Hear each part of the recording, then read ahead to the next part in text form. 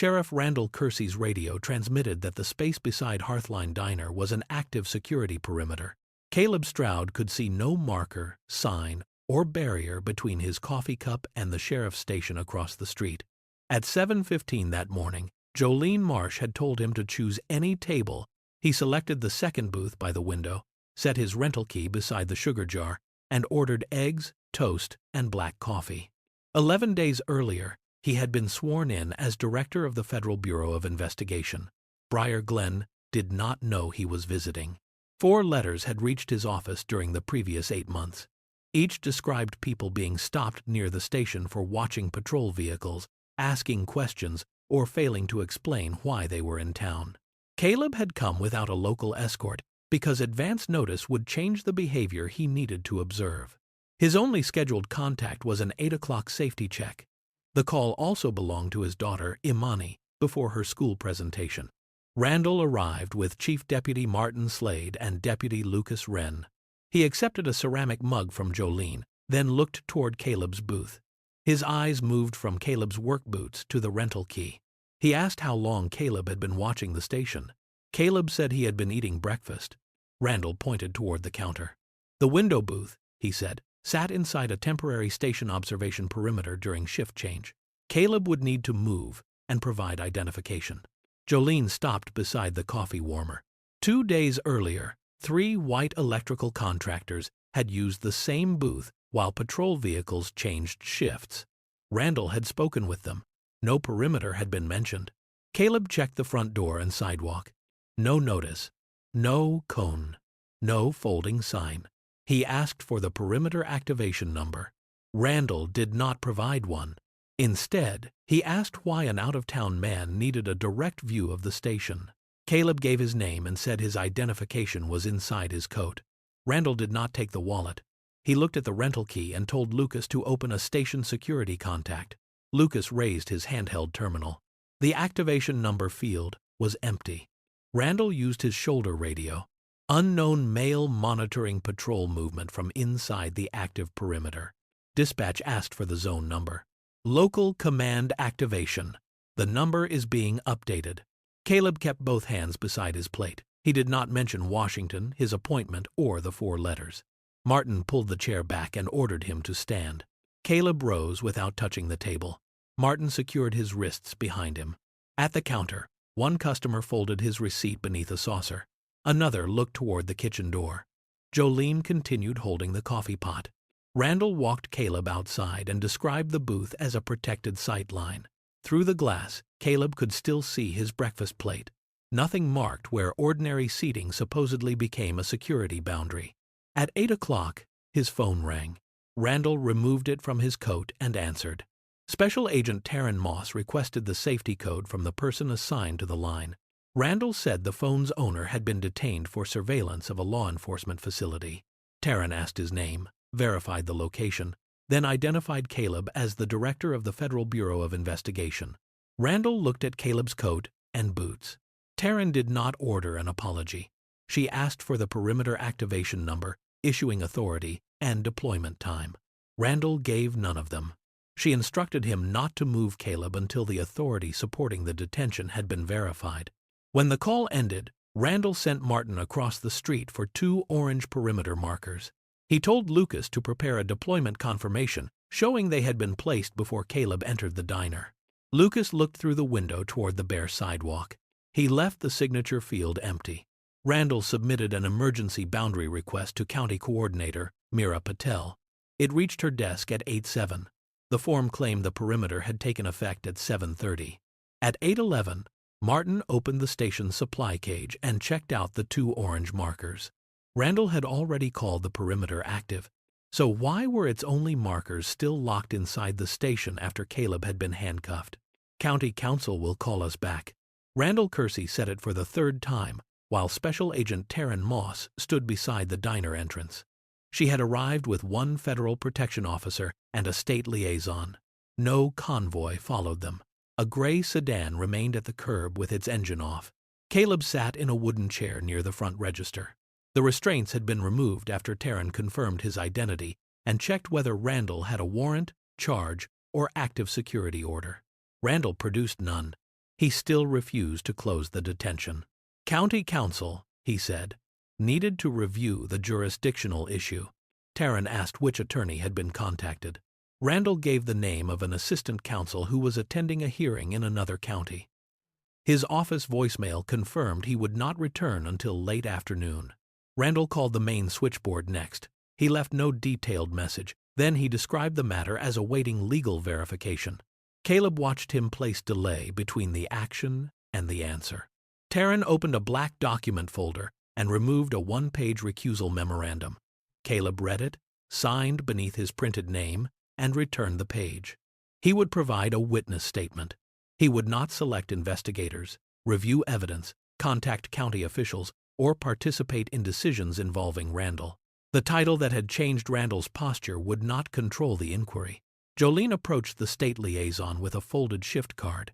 It showed she had assigned Caleb the window booth and had received no restriction notice that morning. Randall intercepted her. Witness statements, he said, needed to wait for the county investigator. The investigator had not been requested. At the counter, Martin Slade received a witness intake folder immediately.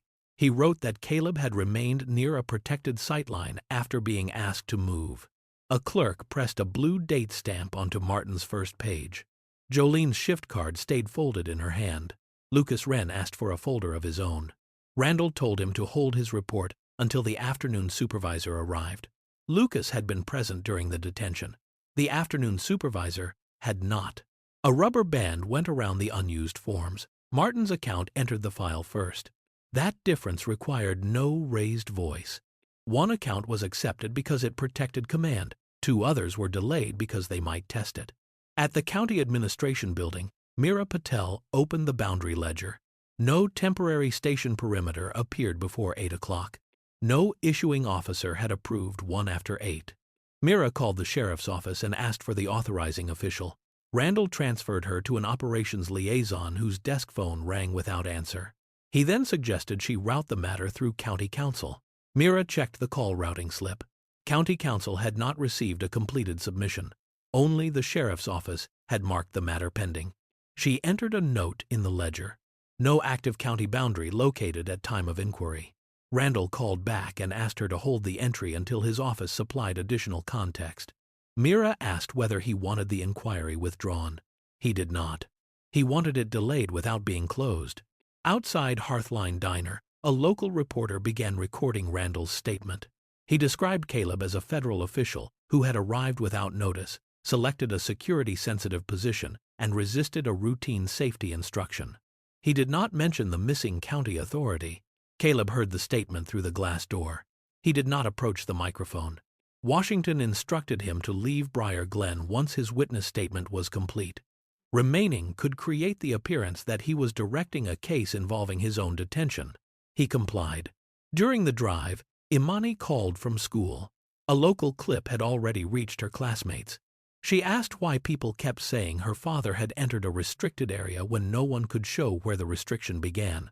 Caleb looked at the signed recusal copy on the passenger seat. The county record will have to answer that. By late afternoon, the independent state liaison had collected the boundary ledger, the call routing slip, Jolene's folded shift card, and the unused forms held for Lucas. Martin's account carried the earliest official stamp. The accounts contradicting him had been made to wait. Meera placed Randall's submission beside a red review tab. Using it would send the matter outside the ordinary correction queue and attach her name to a challenge involving an elected sheriff. Processing it quietly would be easier. Flagging it would preserve the delay itself as evidence. Approve the correction and avoid becoming Randall's next problem, or attach the red tab and force an outside review. Which would you choose? A white bond rider rested beneath the county seal on Commissioner Dana Rook's hearing table. One line listed Sheriff Randall Kersey as an elected officer in good standing. A second required coverage against dishonest acts committed under color of office. Caleb Stroud sat on the rear bench with Imani beside him. He had submitted his testimony and would not question witnesses, review exhibits, or speak during deliberations. The first exhibit was a certified dispatch transcript. It recorded Randall describing Caleb as being inside an active station protection zone before county authority had approved one. The second was Meera Patel's intake receipt. The boundary request arrived later, with an earlier effective time typed into the form. Randall's attorney called the difference an administrative correction. Dana placed the receipt beside the transcript. A correction could repair a misspelled street name. It could not place authority into an earlier hour. Lucas Wren testified from a narrow witness desk. He admitted helping restrain Caleb while the zone reference remained incomplete. He also admitted staying silent when Randall first described the boundary as active. Dana showed him the deployment certificate. The form stated that public warnings had been posted before the contact. The signature box carried Lucas's typed name, but no handwriting. A printer audit strip showed the certificate had been produced after the detention. Lucas said he had refused to sign because he had seen no warning notice before Caleb was taken outside. That refusal did not erase what he had done. It prevented a false line from gaining his signature. Jolene Marsh testified next. A laminated seating diagram showed the window tables and the public sidewalk. She identified regular white customers who had used the same view during patrol changes without being questioned. Randall's attorney objected that seating habits did not control a security decision. Dana allowed the testimony for comparison, not authority. The hearing moved beyond Caleb's case. 4 older files contained the same printed phrase. Subject remained within activated observation boundary. A courier's citation carried an approval time later than the tow truck invoice. A student's exclusion order referred to warning placards that a Public Works delivery ticket showed had arrived the next morning. A mechanic's property sheet described a tool case as surveillance material, although the repair invoice listed ordinary diagnostic equipment. The paperwork had done more than describe each detention. It had changed what the detention became. Dana issued the findings that afternoon. Caleb's security classification was removed from the county incident system. The station's surveillance notation was deleted from the regional information exchange, and a corrected disposition replaced the original detention entry. The county published an incident summary, stating that no active security boundary had existed when Caleb was restrained. The summary did not identify him first as the director of the FBI. It identified him as a diner customer detained without an activated boundary. The local station that had repeated Randall's accusation updated its report with the commission's finding. The earlier headline remained in its archive, but a correction now appeared above it. The false version no longer stood alone. The 4 older boundary contacts were declared unsupported. 2 obstruction charges returned to trial court with stipulated motions to vacate. The courier received reimbursement through a payment voucher. The student's exclusion order was withdrawn. The mechanic collected his tool case from the property room with every item checked against a new inventory sheet.